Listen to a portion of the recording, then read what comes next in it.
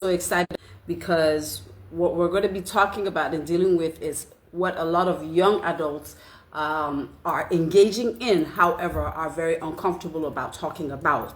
And today, I just want to run you through so that your minds could be receptive towards this topic, because it's a topic that I know that a lot of people struggle with, a lot of people are uncomfortable with. However, it is something that happens in our society on a daily basis, be it, sexual habits, due to validation for self, a lot of people just decide that sex is the only way they could get validation from their partners, and often or not, this quest for validation, has a way it kind of rather than validate you, it has a way it kind of disdains you and brings you down. And most of the time, victims always end up feeling guilt, shame, and remorse.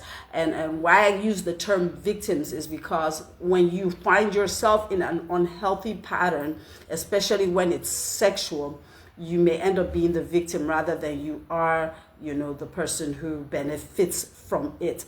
And, there's several unhealthy pattern in this generation that I see a lot of young youths, young adults indulge themselves in. We're talking about, apart from casual sex for validation, there's porn addiction, there's masturbation, and so on and so forth. But I want you to stay back and relax and just enjoy today's episode, because I want to give you some good news. Because what people do not understand is that these circles that you find yourself in, or these loops of unhealthy sexual patterns that you find yourself in, actually there is a way out of it, and one of the key things that, like I said last week, one of the key strategies that Satan uses in this generation is to keep you in that place of not coming out or not voicing out your challenges or your struggles. And most of the time, the secrecy itself, it's a way of keeping you locked up in that loop and in that circle, because as long as you feel no one is aware of it, it's very difficult to come out of it. But the moment you are accountable, either to society or to yourself or to family or to people who believe in you, there is that need and that desire to actually want to break free from those patterns. And that's what we're going to be looking at. We're going to be addressing a few of these addictions, and I call them addictions because if you are stuck in them and you're finding it hard to get out of, most of the time they are like quick fixes to other problems that are underlining, and those are the problems that we really want to look about. We've been talking about a few of them. Like I said, we talked about peer pressure on Sunday. We talked about childhood, child traumas, or how childhood incidences come out to mold who we end up becoming today in terms of our unhealthy patterns, especially in the area of sex. Now, one of the things I want us to look at is we've been really talking about it. We've not really given a definition, right? So I want to just give a quick definition in the way I tend to look at it. It's unhealthy sexual patterns are repeated behaviors around sex that leave you feeling empty, leave you feeling guilty, or leave you feeling trapped, instead of fulfilled and empowered. And most of the time, people who go through these unhealthy patterns, these feelings or these emotions are not too far from them. The feeling of emptiness, especially for those who are looking for validation in their partners. So they engage in casual sex in the bid of either trying to make their partner to love them, or to accept them, or for them to feel like they are wanted or needed.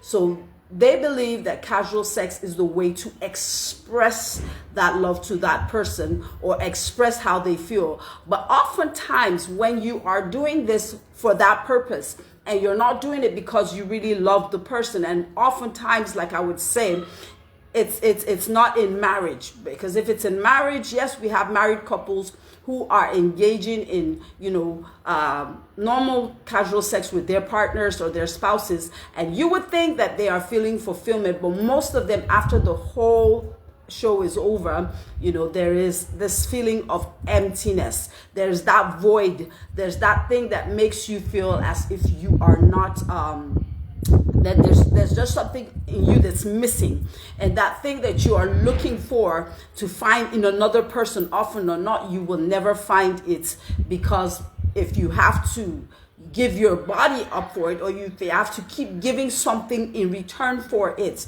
then it's not something that is actually given to you out of I just want to. More or less, casual sex is just something I discovered that most people do for the comfort thereof. It's expected that if we're in a relationship, we should have casual sex, whether it's committed or not. For married couples, oftentimes it's more like an obligation than it is something that you really truly want to enjoy and benefit from, as the scripture would impose for us to do.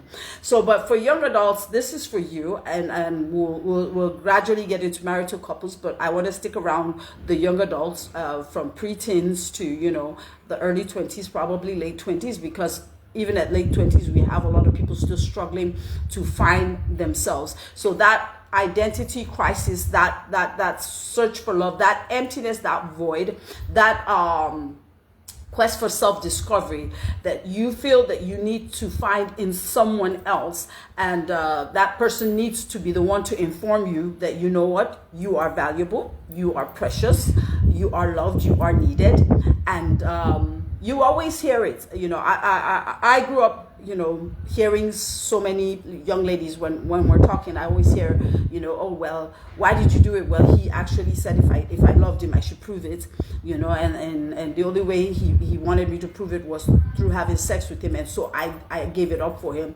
Or you hear a young guy say, if I didn't sleep with her, she was going out with other guys, she was sleeping with other men, and to keep her, I had to do what I had to do, and most of the people who do it in this fashion and in this manner, you would find out that immediately after everything, when the person is gone, sometimes not even after the person, while the person's there, there's that feeling of emptiness, there's that void that still is not filled. That validation that you were looking for, you still cannot discover it, because there's a part of you that still feels like, something valuable is missing. Something about me is not right. I'm not really enjoying myself. And aside from emptiness, more or less, there's that feeling of guilt. Now, guilt is something that comes with it, because remember, like I said, sex was designed for marital couples. And so for couples, there's no shame in it. There's no guilt in it. Why? Because you are married to that person. I'm not talking about spouses who are married and having sex with someone else. I'm talking about someone who is having sex with his spouse or her spouse. Now, for them, there's no illegalness in it. So there is that feeling of fulfillment. There's that feeling of, okay, I've done what I'm supposed to do in terms of obligation, fulfilling, my sexual duties to my partner. But as a single, and as one who is not married, especially if you're a young adult and you should not even be thinking about something like that, there's always that feeling of guilt, that feeling of remorse, and it leads to shame, it leads to regret, because when you find yourself trapped in that web of, well, let me use it in the biblical term, that web of fornication, there is a way that keeps you in that place of guilt. So that every time, if you're a Christian, you go to church, or you're from whatever religion, you find yourself in your place of worship, and that issue is being addressed, there's always that sense of, oh my God, they're talking to me. Does someone know? And you are afraid, because what is done in the secret, you really don't want light to be shed in it, and because it is not the right thing, and it's not the right time for you to be engaging into those things, that feeling of guilt, that feeling of regret and shame, often or not, is your portion, right?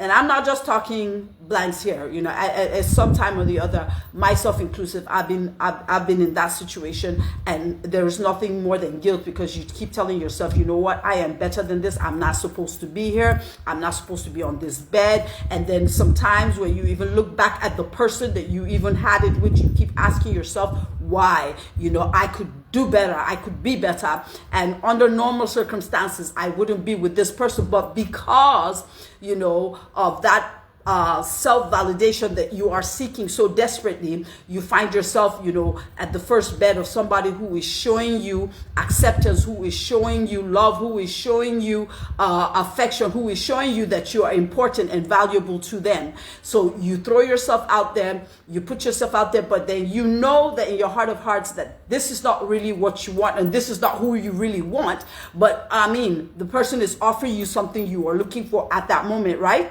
And I always tell people that most of the time, most of the addictions that we find ourselves in, whether it's sex, whether it's substance or alcohol or whatever it is that you're trying to subside at that moment, the moment you have had that fix, that quick fix, I call it a quick fix because it only solves for a second. And then, you know, once that quick fix is over, you are back into that place of guilt. You're back into that place of shame. You're back into that place of regret. You're back into that place of, emptiness. Now, I remember I was telling you guys of, after the whole rape incident with me, you know, one of the things that I found myself doing was, smoking. And, you know, like I told you, every time it happened, I discovered that there was still that feeling of shame and guilt. First and foremost, I mean, in a place like Nigeria, it's not something that's acceptable. There's just this belief that any young lady who is found smoking or anybody who is found doing one or two things is a wayward person. And that may not really be the case. That person may actually be dealing with something or running away from something, as most of the cases are. So you find a lot of people, when they're trying to run from something, when they're trying to hide from something, they find themselves wrapped up in that loop. And that's where you find a lot of people finding themselves entangled either in substance or in alcohol or sex. Now, like I said, it's not just the young adults that are guilty. Like I said, we have a lot of married people who are finding themselves in these unhealthy sexual patterns. And like I said, on Sunday, I'll be talking about it from their perspective. But for young adults, this is, like I said, for you primarily. So if you are finding yourself in a situation whereby you are having these sexual patterns, and you are doing it for validation, or you are doing it to fill a void, or you're doing it to run away from something. Maybe you're running away from that pain of loneliness. You're doing it from that pain of, oh my God, I don't belong. You know, I know that the greatest struggle for every teenager or early 20s is this idea of trying to belong. You want to belong in society. You want to find yourself among the cool people. You want to find yourself amongst the people who are making things happen, or you want to find yourself amongst the people who are rocking the world, right? And so you want to put yourself under due pressure to do some of the things they do, just so that you can find yourself, you know, in that circle. So you find yourself drinking, not because you want to drink, not because your parents trained you in that manner, but you do it because you want to feel among. You know, sometimes it's smoking, sometimes it's substance abuse, and then there is that place called sex. Like I told you, when we were growing up, sex was almost like a taboo for a young adult, a teen, and early 20s and thereabout. As long as you were not married, you know, there was this idea, especially for we as ladies, you know, of keeping your virginity and keeping yourself intact. You know, so it was almost a thing of shame, you know, to come out and admit that, you know what, I have lost my virginity for whatever reason it was, even if you were raped, like my case was, you would always hear things like, don't let anybody know. This is something that you should be kept under the wrap. Why? Because it's a thing of shame to our family. It's a thing of shame to society. But in this generation, the reverse is the opposite. Now it's almost a thing of shame if you are still a virgin. It's almost a thing of shame if you have not, experienced, sexual intercourse once or twice, in your young life. And that's the trap that they keep, the trap and the lies they keep feeding our young children on social media, on other platforms, to make them feel like, look, if you really want to belong, you have to go the extra mile by giving your body. And so we have a lot of children, and because they don't know how to go about it, most of them find themselves wrapped up now in pornography. And pornography is one of the most dangerous traps you could find yourself in, because the moment you give yourself into porn and you find yourself, engaging in it, watching it, it introduces you to masturbation. Now, masturbation takes it to a whole new level, because masturbation now becomes that trap. And guess what? Like I told you, most of these acts are always done in the secret. Why? Because we all know that it's not something that if people hear, they will applaud you for. Often or not, it's something, people will condemn you for. And so not to be condemned, you keep it hidden. And the more hidden it is, the more trapped you become, because the more nobody knows about your struggles, the more nobody knows about this addiction that you have, the more dangerous it becomes for you, because you find yourself unable to come out. Look at it this way. We have a lot of people who were trapped in either alcohol, or maybe smoking or substance. Let me use that for this example.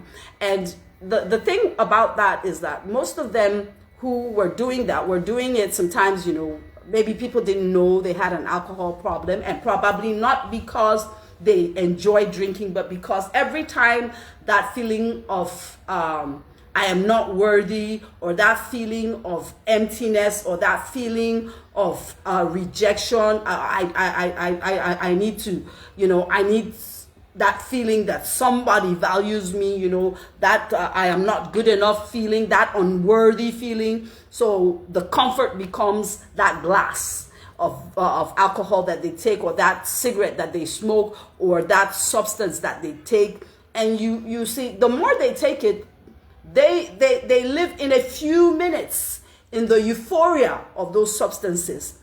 Doesn't mean that they're full, because immediately that feeling that has been numbed by these substances subsides, you are back to feeling remorse. You are back to feeling empty. And guess what? This time around, it carries guilt and shame and regret with it, because you now find out that I'm taking this thing, but you know what? I can't come out.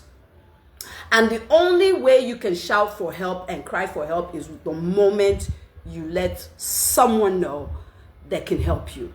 Now, the moment that is done, you're already on your way to healing, because most of the time people will suggest, okay, you know what, why not try rehabilitation? And once you go for rehabilitation, that's a step towards trying to break those patterns. But you see, when it comes to sex, people find it very difficult to open up and tell people, you know what, I have an addiction of pornography, I have an addiction of masturbation, and I don't know how to come out of it, because it's taken the best of me out. Because what these two things do is they keep you in a place of unproductiveness. Now, somebody would say, well, you know what, I've been watching porn for years and I'm productive in my life. But if you look at it this way, you also have a very difficult to commit. You find it difficult to commit to a person. You find it difficult to commit to a cause. You find it difficult to commit 100 even in your delivery of your job, because there was this research that was done some time back, and I was reading up on it, and they said the highest peak of your creativity is when you are when you have sexual urges. Somebody would say when you are horny. That is when the peak of your creativity comes. So when you put that creativity channel into something else that is productive, rather than feeding that sexual urge that is coming in at that time, you will find out that you are highly productive. The ideas that come out at that time, if you're very horny, try it. Get a jotter. Start writing down ideas. You will find out that your whole body is awake. all your hormones are helping you to pump out those ideas. And the reason for that is because at that moment, every part of you is dropped. Your body is alert. So everything is awake. Your mind, your spirit, your soul, everything.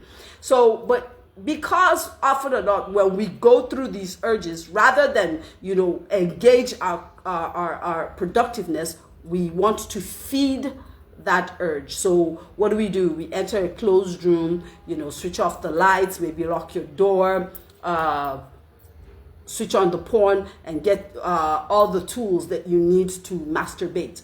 And masturbation is a loop. Once you start, it takes God to get out of. I've had a lot of people who have spoken to me concerning masturbation in quiet silence. They didn't want anybody to know. And the question was, how do I get out? So at that time, we were talking with a particular young lady, and I told her, I said, why don't you try the word of God?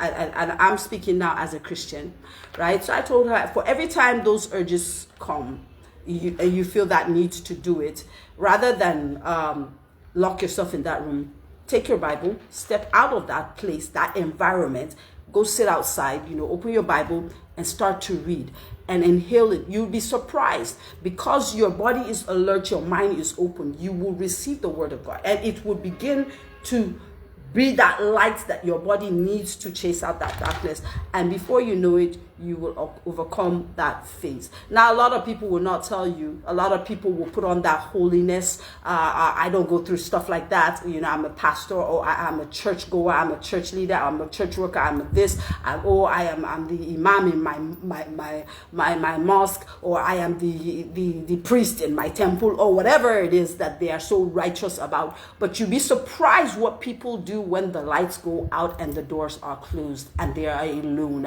A lot of people who are struggling with loneliness, who are struggling with that emptiness, find themselves roped in pornography and masturbation, and it has engulfed their lives. Now, one of the things that I'm going to give as examples, when you use sex to cope with loneliness or low self-esteem, that's one of the traps and the unhealthy patterns that we find when we are trying to look for validation. Low esteem and loneliness. I don't know about you, but I've gone through that phase of loneliness in my life. There was that period, where nothing made sense. No one made sense. I didn't really want to be with anybody. Most of the time, I locked myself in, and it was a stage that I almost slipped into depression at some point. It was just that period of, why can't I just find somebody who is 100% real?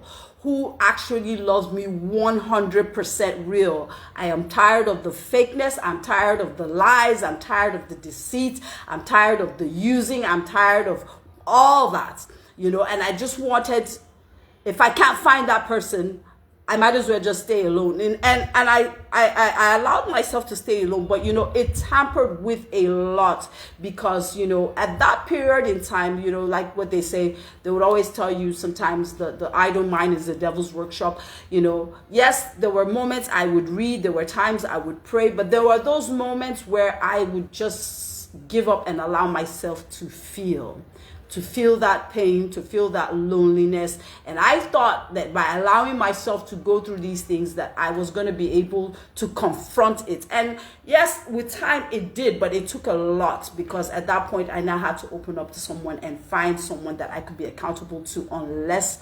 if I didn't do that, I would have found myself, sliding into that path, because it was within that period that I told you a friend of mine was like, oh, you're bored, let me add your name into this WhatsApp platform. You're going to love it. You meet people, different walks of life. You guys get to talk, exchange ideas.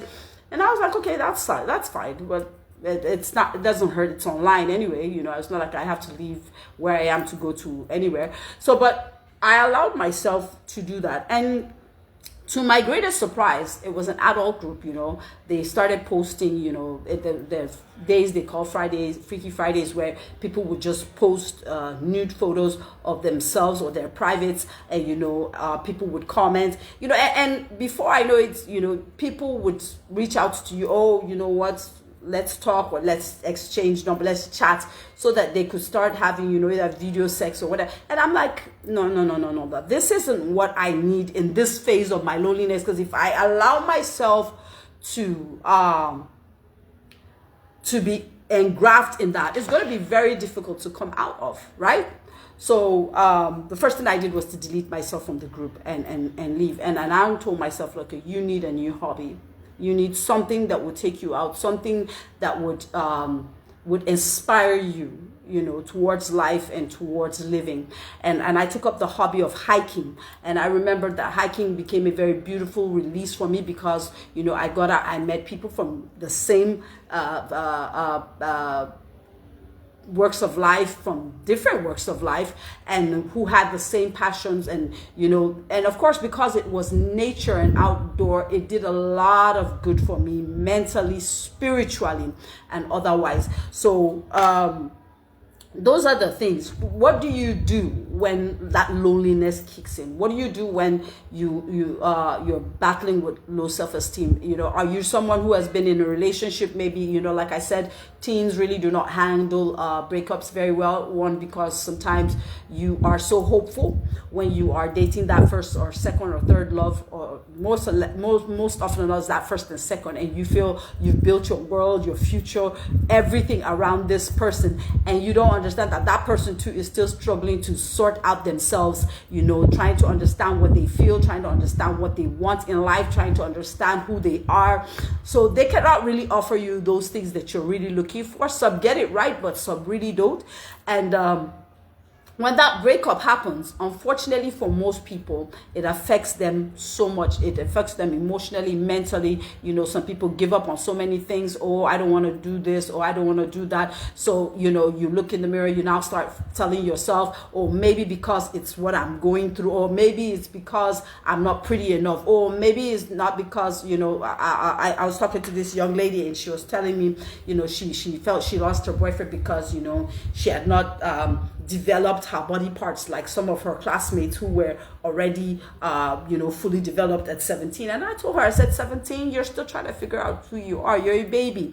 And if you think that you are actually in love, most of it is not. It's not a love. It's just an innocent crush that will fade over time. So, but you do not allow this little incident to make you look at yourself and say you're not beautiful enough, and you're not pretty enough, or you have not developed enough, and and I see it because women, especially women, we in the bit of trying to find ourselves or deal with our self-esteem, we over-sexualize ourselves. That's why you have a lot of women now, wearing artificial hip pads or bum pads, or going to do the, is it the BRB or what they call it, BLT,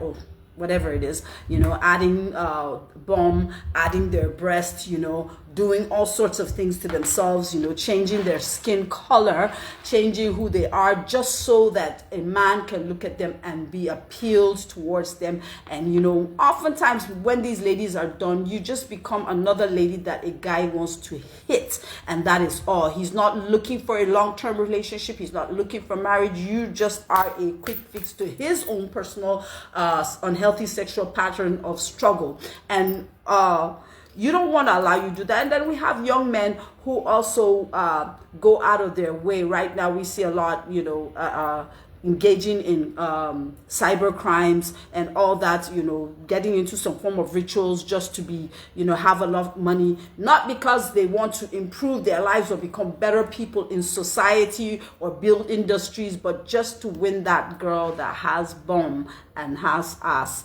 or has changed her skin color, or whatever it is. And you see two young adults who with missed match priorities with a lot of esteem problem coming together, that is already a disaster going to happen. And you find out what you guys are going to do is just going to be messing up. You're going to be sleeping, he's going to be giving you the money, but you guys are going to be sleeping and exchanging spirits. If you want to go deeper in this, I want you to go back to my series when we talked about Let's Talk About Sex, and I told you about the dangers of having casual sex.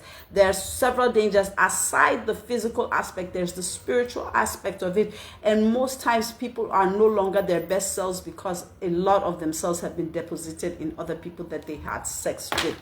Because sex does not just take from you that moment, that second of pleasure. It takes from you a lot more than that. And hopefully maybe one day we'll do a recap of Let's Talk About Sex. But if you were not with us, please, I want you to follow up, go back and check in our past previous broadcast when we had Let's Talk About Sex, and I'm sure you will get a rough idea on how these unhealthy sexual patterns are a very dangerous thing for you. Now, we're going to be talking more about this, and I discovered that these 30 minutes are not doing it for me, because before I say the 30 minutes are over, but we're going to keep going and see how we can run through this topic as best as we can. So I'll be with you again on Sunday by 5:30 by the grace of God, and hopefully soon I want to call what I call a breakfast nugget, where I will just drop maybe 5 or 10 minutes of something from the topic, just so that you have something that you can ponder on before we meet the next time.